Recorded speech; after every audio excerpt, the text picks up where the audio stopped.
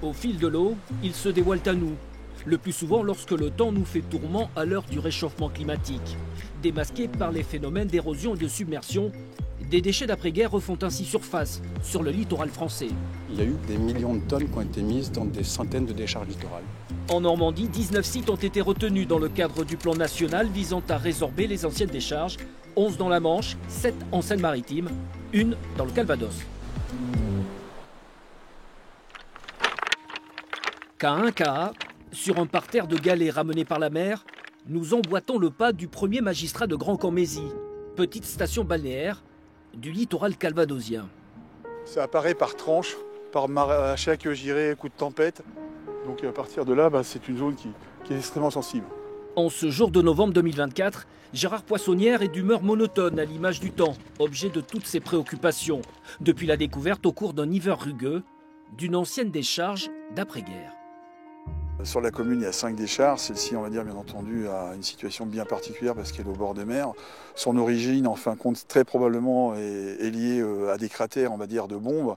Donc l'utilisation à partir de là, de la fin de la guerre, pour certainement y déposer un certain nombre de déchets. De quelle nature, nous ne les connaissons pas. Et après, ce sont bien sûr les ordures ménagères qui ont été, puisqu'on était en périphérie de la commune, entreposées par les habitants, quoi. Autre problème, une fois remblayée, la zone de cette ancienne décharge a été urbanisée pour être transformée en quartier résidentiel dès les années 60. C'est une mauvaise surprise vis-à-vis de la population, c'est de savoir comment on peut se construire leur avenir. Bien sûr, nous sommes totalement dans l'attente, on va dire, des services de l'État pour savoir ce qui peut se faire et ce qui peut être prévu à partir de là, quoi.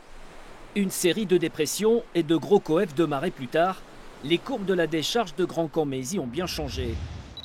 Le littoral recule. Il y a désormais urgence à se mobiliser et à se concerter avec l'ensemble des acteurs du territoire pour envisager une possible restauration de ce site. Il y a une volonté à faire quelque chose et à s'emparer du sujet. Après, il y a des questionnements d'un point de vue économique et technique qui doivent être vus et discutés en conseil municipal avec le maire, ses adjoints, aussi avec les riverains, parce que le site il est concerné par des propriétés privées. Ah oui, d'accord, vous pouvez quand même passer ici. Donc il y avait 1 mètre à peu près. Il y avait 1 mètre, ah oui, d'accord. Bien sûr, ça rassure. Monsieur le sous-préfet soit là, la CRLA, etc. Et surtout qu'ils avancent vite, quoi, parce que les études, il y en a beaucoup, ce qui est important et indispensable, mais pourvu qu'ils avancent vite. Il n'en demeure pas moins que dépolluer un site réclame beaucoup de temps et pas moins d'argent pour le ou les propriétaires du terrain, et ce en fonction de l'aide apportée par l'État dans le cadre du plan national.